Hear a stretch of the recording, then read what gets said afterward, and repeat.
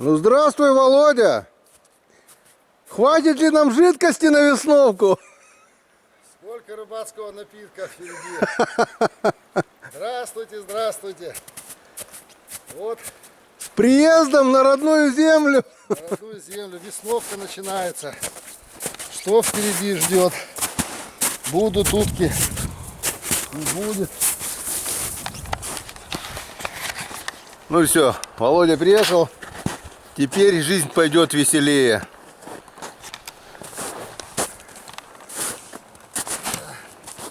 Трехкамерный холодильник. Холодильник, все. Здравствуй. Здравствуй. Всем привет. Ну, Романа не хватает. Ну, Роман пока это, как мой батя говорил, голопузу хуток еще ловит. Голопузых тоже иногда надо ловить. Вот. Так что. У меня знаешь что есть? Сейчас подожди. Сейчас сделаем выключение и включусь.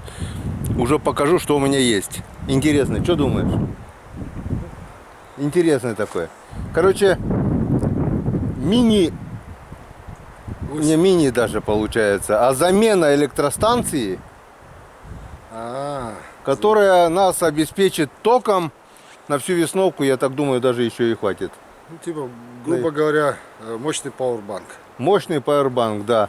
И плюс я сейчас в Токар ездил и прикупил там инвертор. Этот мощный пауэрбанк будет перерабатывать с 12 вольт на 220. То есть можно смотреть телевизор, скажем. Ну не мощный, конечно, не обогреватель включать, а телевизор, ноутбук. Вот ноутбук пришел, я, если что-то непогода, дождь или что-то так днем, могу что-то даже помонтировать, смонтировать. Ну сейчас увидишь, я сейчас покажу. Сейчас мы это увидим. Так, друзья, ну что, достаем нашу мобильную электростанцию. Можно и так сказать.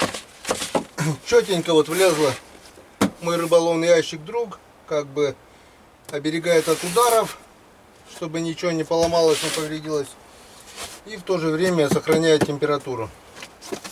Так, это паспорт, я буду читать, знакомиться. К этому вернемся немножко позже.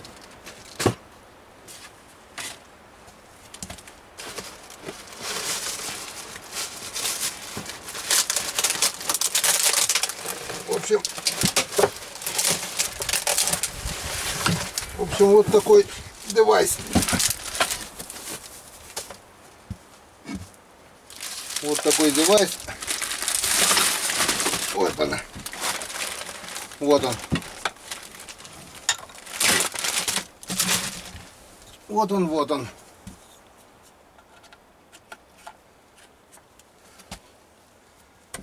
Аккумулятор. По большому счету это просто аккумулятор. Титанат. Алиус. Это, но он не свинцовый. Он у нас железофосфатный. Есть еще вот в таком варианте, защищенном кейсе. Этот, в принципе, тоже защищает. Правда, ну как, воду, если не кидать. Так он вот, металлический корпус, все. Тут вот есть дисплей, где все показано. 100% зарядки, вольтаж, сила тока, остаточное напряжение. Все показывает. Что еще тут? Вот гнездо для прикуривателя 12 вольт. И два выхода USB. Вот, также две клеммы плюс-минус с выходом на 12. А вот еще USB. Еще два выхода. 4 выхода USB. Получается две клеммы. Ну, в общем, проверим, сколько он у нас прослужит, сколько раз он будет подзаряжать экшн камеру, все такое. Кроме этого, я в этом году на весновку привез ноутбук. Но так как ноутбук работает от 220 вольт, нужен был инвертор. Вот. И в дополнение к этому аккумулятору я купил вот такой вот Power инвертор. Инвертор до 500 ватт. Я так думаю, этого будет вполне достаточно для ноутбука, для подзарядки. То есть я его подсоединяю к этому данному аккумулятору. И на выходе здесь получается 220 вольт. 220 вольт включаю ноутбук. И ноутбук уже получается можно работать. А то у меня обычно на весновке снимаю, откладываю все это на одну карту памяти, на другую. Потом это со временем монтирую. И получается у меня отставание, пока приеду домой, пока это все сделаю, на 2-3 недели отставания. Как бы, я так думаю, когда дождь или когда днем. Обычно мы уток караулим утром, вечером, на утренней, вечерней зорьке. Я так думаю, я найду время заняться монтажом. И хотя бы в день по ролику буду делать. Потом приду домой, где интернет. И все это быстренько мы зальем. Вот. Это коротко. Ну а сколько раз мы будем заряжать ноутбук, повербанки говорю, экшн камеры, такую камеру, мы это сейчас посмотрим. В чем плюс данного аккумулятора? Это получается в комплекте с инвертором, это мини электростанция. В принципе, для освещения вот так вот хватает. Некоторые возят электростанция, ну как минимум 2-3 раза больше, во-первых. Во-вторых, бензин тратится там, разливается масло, бензин. Тут все сухо положил в рыболовный ящик, в избушечку положил, и все четко. Также можно будет заряжать зимой в будущем тот же электробур, допустим. Я все ломал голову, как мне подзаряжать его в избушке, если что. Потому что запасная батарея, она тоже недешево там стоит. Вот. Ну, в общем, посмотрим. Вот такой вот титанат у нас появился. Где-то около 10 килограмм весом, наверное. Вот он. Вот такой вот. Здесь гнездо подзарядки. Вот. Подзаряжается. При зарядке здесь все на дисплее сражается. 100%. 26,4 вольта, что ли, чтобы была зарядка. Сейчас посмотрю. А нет. 13,6 сейчас показывает. Он на улице был 13,6 вольт. Вроде бы до 14,6 он можно заряжать его. Видишь, на улице он остыл, сейчас меньше показывает. Показывает 13,6. Заношу в избу. Согреется и будем питать освещение, работать на ноутбуке. В общем, будем совмещать полезное с приятным. Как-то вот так. Так, друзья, время 6:30 вечера. Дует сильный ветер. Володя где-то час назад уже ушел поправлять шалаш там, раскинуть чучела. Немножко посидели, пообедали, отметили заезд. В общем, оставляю избушечку, закинул березки. В общем, шается печка. Чайник вскипел. И что-то мне подсказывает, что сегодня Володя сказал, что придет в избу на пару часов. Я думаю, тоже спать в палатке смысла нет. Ну, в общем, все покажет вечерняя зорька. По прогнозам созванивался с женой. Валя говорит, сегодня до -1, до -2, завтра до -4. В общем, наступают холода. Этот северяк, наверное, гонит северный ветер. Я так думаю, утки много не будет, но что бы то ни было, мы идем в шалаш, посидим вечернюю зорьку, а там видно будет. Пошли, поехали. Друзья, как мы видим, урагановского полку прибыло. У Володи тоже ураган Сибирь, только гусеница у него разрезная на 60 и ведущая звездочка вроде бы чуть поменьше, а так все то же самое. У меня ураган Сибирь с цельной гусянкой на 60, бивер, грунтозацеп 30 мм, горное сиденье, амортизатор, а в остальном все то же самое. Володя просто, когда я еще катался на универсале, понравилась техника. В общем, тоже заказал. Дали скидку 4%. И теперь он говорит, красота, не надо пешком тащить. Раньше пешком заносили по 6-7 часов. все эти вещи. А сейчас на урагане за полчаса можно спокойно доехать. Так что урагановцев хватает в нашем районе. Техника отличная, и спасибо за это производителям. Так, ну что, в принципе мы взяли все самое необходимое. Чучела, масс-сети, что еще, термос, патроны, ружья, все взяли. Ну, потопали, переедем, оставим все это в шалаше. И попробую сделать маленький скрадок, где я вот говорил утром. Если успею, если утка не будет летать. Нет, так сразу сяду караулить. Посмотрим. Что-то мне сегодня подсказывает, что утки много не будет. Вчера немножко была. Сегодня ветер, сильный ветер, погода изменилась. Ну что думать, что будет, то будет. Пошли посмотрим. Несмотря на сильный северяк, пока дошел, употел. Вон болото все отошло, проваливаешься. Что у нас по озеру? Как мы видим, вот озеро, начало озера открылось, получается метров 30 в длину и метров где-то 5, где-то 10, а где-то 15 в ширину. Вот таким вот треугольничком край озера открылся. В принципе, он как раз простреливается с моего шалаша. Ну, только может дальний угол, если туда сядут. Далековато, метров 45 может быть. А тут 30-35 метров простреливается вот этот участок. Тут, конечно, далековато, но будет видно. В общем, не теряя времени, давайте садимся в лодку. Что-то она спустила у меня. Сейчас подкачаем. Один баллон нормальный, второй спускает. Взял спиннинг для начала, думаю, если где-то что-то не достать или лодка будет в другом месте. Очень удобно, кстати. Любую палку, ветку закидываешь спиннингом, ловишь и красота. Так, ну что, Володя пока у нас не стреляет. Больше часа сидит уже в шалаше. Утка не летит. И чисто мое мнение, что навряд ли она сегодня будет летать.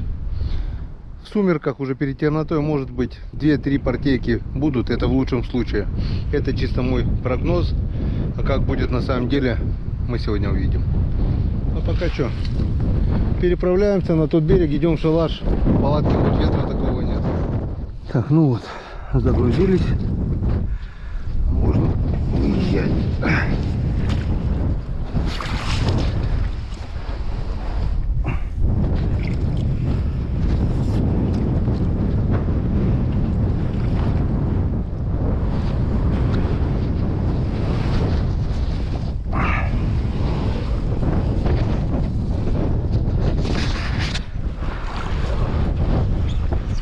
Оба. Колени, мои колени. Бедные колени. Так. Чё? В принципе, можно остановиться здесь и дальше идти пешком. Но, в принципе, можно также и доплыть.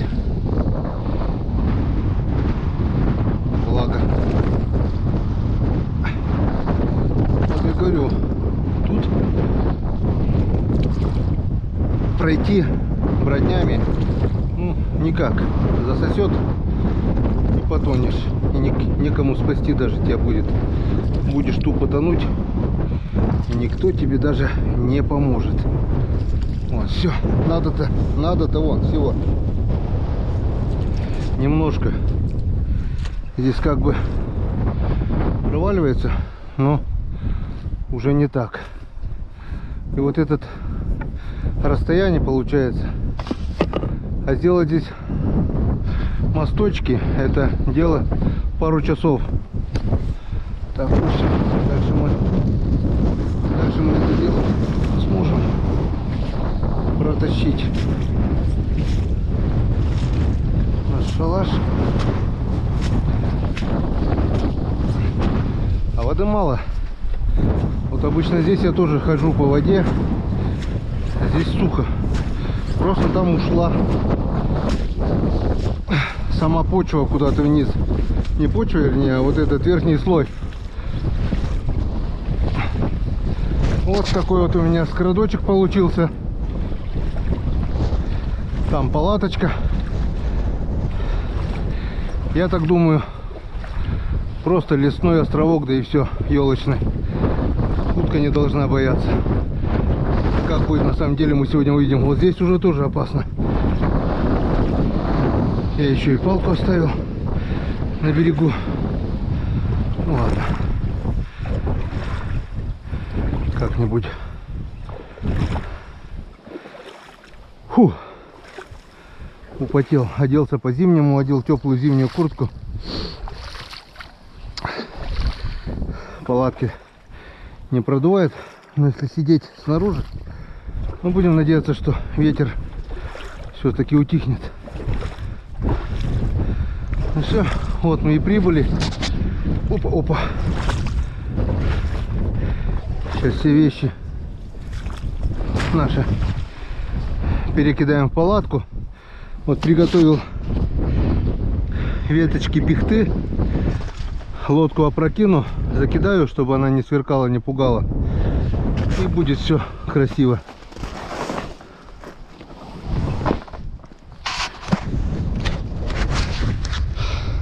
Прибыли.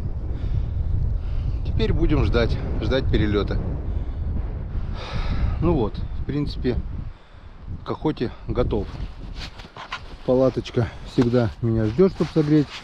Ну а пока не замерз, вот стульчик со спинкой, чтобы было удобнее сидеть. Вот так вот сажусь. В принципе, вот эти густые елки меня уже от ветра защищают. Видимость 0 снаружи, это 100% проверено. Зато я вижу, не выставил чучела по той причине, потому что вот, видите, да, озеро еще подо льдом, а край озера растаял. То есть утке садиться в принципе некуда, только сюда. Это если хохлатые черни, черки сюда обычно садятся. Серая утка, вон, пожалуйста. Болото, она сюда тоже любит садиться. По крайней мере вчера, когда я был на том берегу, здесь они плюхались. Ну вот в принципе и все. Осталось ждать перелета, на который почему-то, судя по сегодняшней погоде, надежды мало.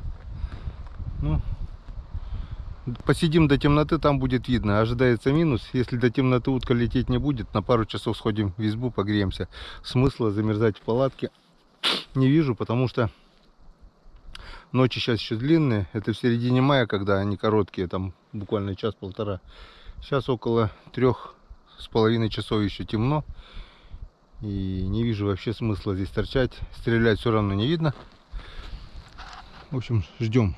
Пару часов у нас есть. Да прибудет с нами удача.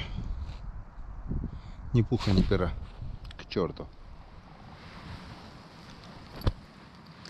Время без 10:08. В общем, холодно, собачий холод. Такое ощущение, что уже минус. Даже в зимней куртке, на которой не замерзал зимой, мне стало просто, блин, околел. Поговорил с Ромкой, поговорил с Валей. И околел. Ни одной утки не пролетело. Володя ни одного выстрела не сделал. На реке или показалось, или проехала моторка. Это значит, лед ушел, а сверху держит затор. Получается, катаются уже на моторках. Река Печора, значит, выше, ниже Троицко-Печорска уже ушла. Вот. И утки нет совсем. Так что мои прогнозы пока сбываются. Ни одной утки нет. Если сейчас в течение получаса ветер не стихнет, значит смысла ждать нет. Но все равно до темноты подождем. И потом уже пойдем в избу. Ночевать в такой собачий холод в палатке я точно не буду. Пойдем в избу, согреемся. И потом уже будем решать, пойдем на утрянку, не пойдем. Все зависит от погоды. Как-то вот так. Ждем. Без 10:08. Ну что, время 19:58, грубо говоря, 8 часов. Первый выстрел от Володи. Бабахнул. Так что одеваемся, укутываемся, на все молнии, на все пуговицы и выходим в ожидании. 8 часов, может быть, немножко хоть утка полетает. Пошли, выходим. А я и так после последнего закрытия рыболовного сезона приболел и насморк, и кашель, блин. А тут еще замерзаю. Но выстрел был, значит, может быть, что-нибудь да полетает.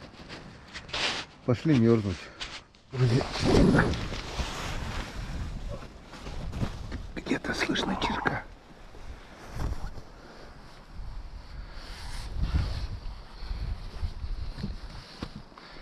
Чирок где-то сел.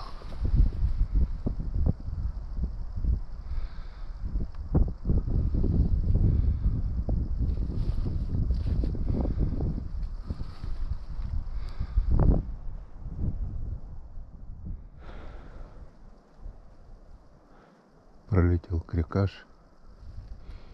И стая уток каких-то не заметил. То ли чирки, то ли свези полетели в сторону Володи. Сейчас, возможно, будет выстрел.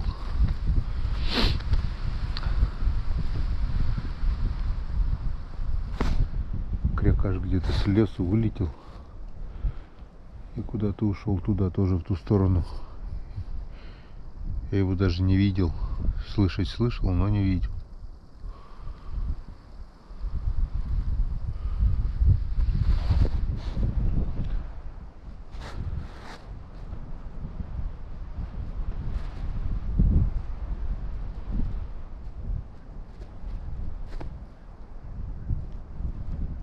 Вот стая хорошая летит. Чирки или свези. Штук 10-15 тоже в сторону Володи пошли. С Печоры. Это с Печоры пошла утка. Ты смотри-ка. Все-таки ветер ветром, мороз морозом, а кушать хочется всегда. Идут все-таки на болото кушать-то. На ночевку. Хохлатой чернить еще нет, так бы она все равно сюда садилась на озеро уже. Что-то Володя не стреляет, видать, тоже туда не садятся. Пролетают. Ладно, ждем. Самое печальное, что скоро стемнеет и не будет видно. Хитрая пошла утка. Ждет темноты и только по темноте летает, получается.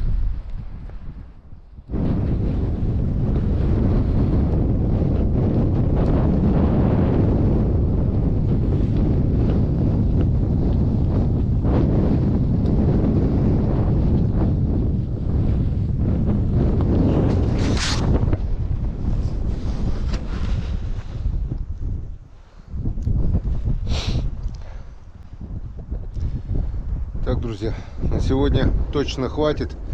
Время 9 часов вечера, и я полностью уже окоченел.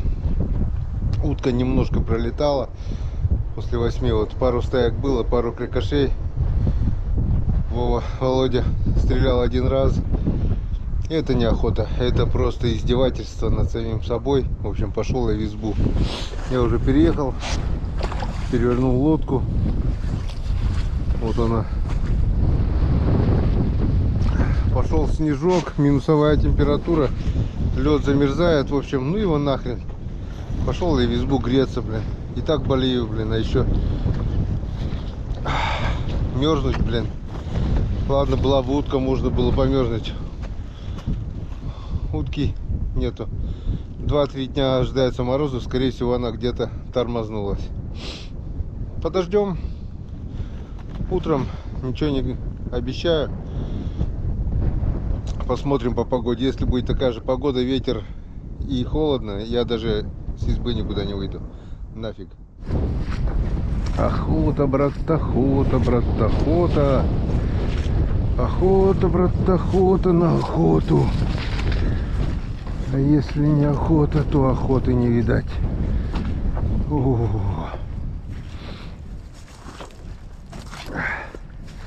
Вот почему я строю палатки, чтобы можно было ночи проводить в палатке. Но когда уток нету и предстоит длинная ночь, тем более эта палатка без отопления, то ну его нафиг.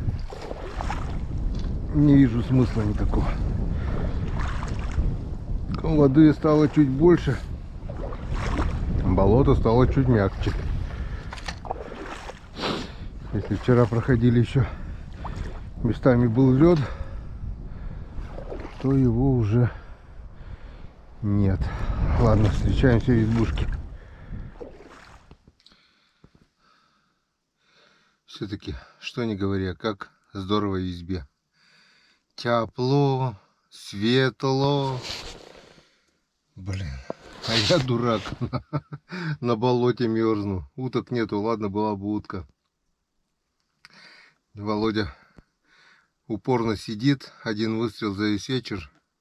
Дай бог, чтобы это была продуктивная охота, продуктивный выстрел. А я за этот вечер так ничего и не выстрелил. Утка немного полетала, но тогда уж, когда было темно. И тем более рядом ничего не садилось. Все, греемся, ставим будильник и ложимся спать. Перед выездом немножко покушали. Кушать не хочу, попью только чайковского. И сделаем включение уже завтра утром тогда что. Посмотрим, что даст день завтрашний. Как-то вот так. На улице северный ветер, снежок.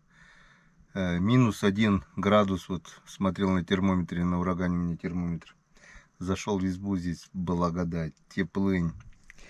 Вот, уже успел зарядить вот эту камеру, подзарядить. Вот такой вот дисплей. Видно, да? Так, ну-ка, сейчас фокусируется. Вот так вот как-то. Показывало 105. Зарядил экшн камеру. Заряжается вот телефон. Тоже ни много ни мало 10 тысяч у него ампер-час. Стало показывать 104. 104. И время показывает 99 часов, 59 минут, 59 секунд до полного разряда. Но цифра не меняется. Это получается больше 100 часов еще она будет работать. Вот, 13,4 вольт. 0,35, 0,33,5, 33,6. Что-то ампер моргает. Ну, сейчас вот потому что телефон заряжается. Вот.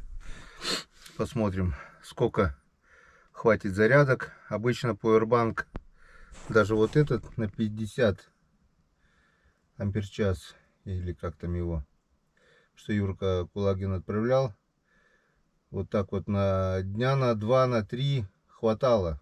И на зарядку экшн-камеры, телефонов и всего такого. Но я так думаю, этот хватит и на большее. Сейчас кушать пока не хочу, потому что плотненько покушали. Попью чайковского. Полежу, может быть, начну монтировать закрытие рыболовного зимнего сезона. Ну, сколько у меня получается, если сейчас время 21:38, это, грубо говоря, 10 часов я лягу, 11-12 час, 3 часа, 3,5 часа я могу поспать. Вот, Володя звонил, остается там в шалаше, пробил, говорит, бродню об сучок, затекает вода, переоделся в сухое, добыл, говорит, одного шилохвостя. Так что с полем охота у него удалась. Тот выстрел, то, что мы слышали, садилась, говорит, стая. Добыл одного только. Вот, один выстрел был, остальные, говорит, далеко сидели. Так что холодно, не холодно, но охоту он тоже открыл. Я утром, он вечером. Так что начало есть, продолжение будет. Все, друзья, встречаемся завтра на утренней зорьке. Договорились созвониться в 1:15, а там видно будет по погоде. Горло першит. Это не есть хорошо. Замерзать как бы нельзя, надо беречь себя. Так что, если сильный ветер будет и очень холодно, может быть, даже никуда и не пойду. Ну, посмотрим. Наверное, все-таки пойду и не устаю. До завтра.